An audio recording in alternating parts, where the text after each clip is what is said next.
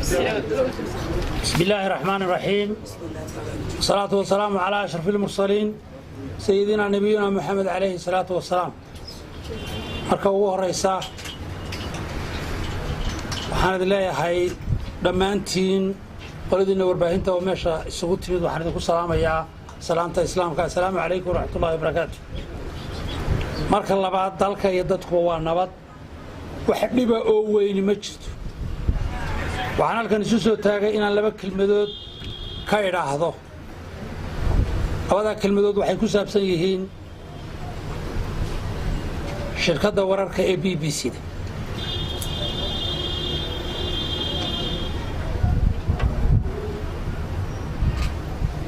markii aanu wax badan wada hadalay ummadda reer Somaliland qof kasta goob kasta iyo meel kasta oo uu joogo una soo gaarsiiyay fariin ah inay magacii ummadda reer Somaliland meel adag oo aan la qaadan karin ay dhigtay hay'adda BBC-da laanta afka Soomaaliga markay magacii ummadda reer Somaliland hoos u dhigtay markay lumisay dhexdhexaadnimadii ay u haysay dadyowga af Soomaaliga ku hadla markii ay ka hortimid qarannimadii jamhuuriyadda Somaliland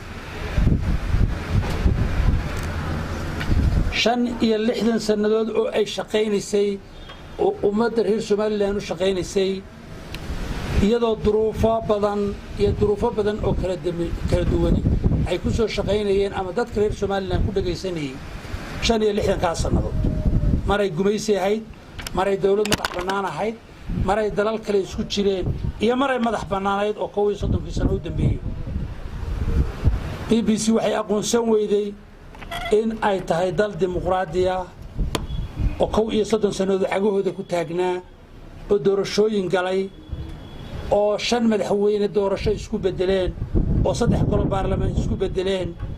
ilaa iyo hadda erayada ay u isticmaashaa waxay noqdeen kuwo aan u qalmin inay dhagaha ummadda reer Somaliland maqlaan waxay lumisay dhaqankii iyo taariikhdii jiritaanka ahaa ee ka dhaxeeyay ummadda reer Somaliland iyo BBC-da laga bilaabo maanta oo ah taariikhdu maanta tahay 18 bishii 7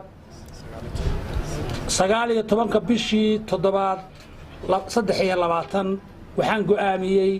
in dhammaan wax alla wixii shaqo ah ee ay BBC-du Somaliland u haysay in la hakiyo ama la joojiyo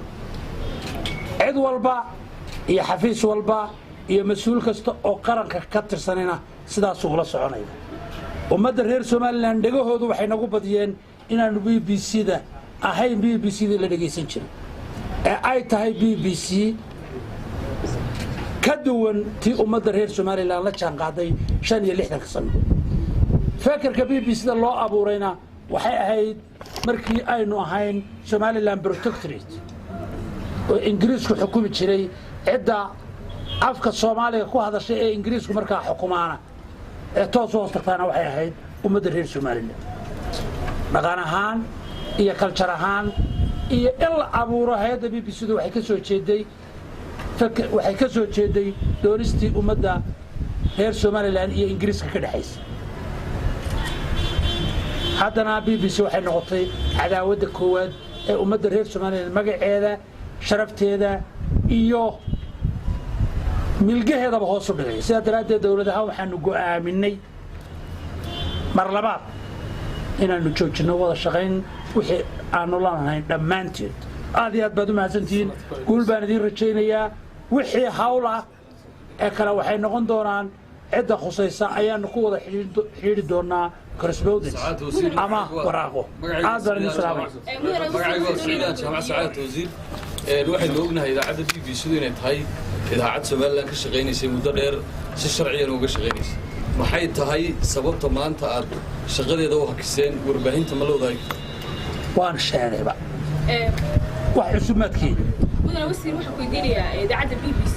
waa warbaahin ayaamihii dambeeyay kamaynu daawanayay idaacadda BBC كمين واحد ليدكو على سوماليلاند waxaad sheegtay halkaaga aad ku dartay inay aqoonsan weydii Soomaaliland iyadoo dawladda Ingiriiska ma aha waa warbaahin si dal waa aqoonsanaa anagu aqoonsiyada kama rabnay qaabka ay u shaqaynayso ay magacii ummadda reer Soomaaliland hoos u dhigtay sharaftoodii iyo karaamadoodii waxaanuna ku shaqaynaynaa fikirka iyo doonista ummadda reer Soomaaliland guul baan idin rajaynayaa. Wassalaamu calaykum.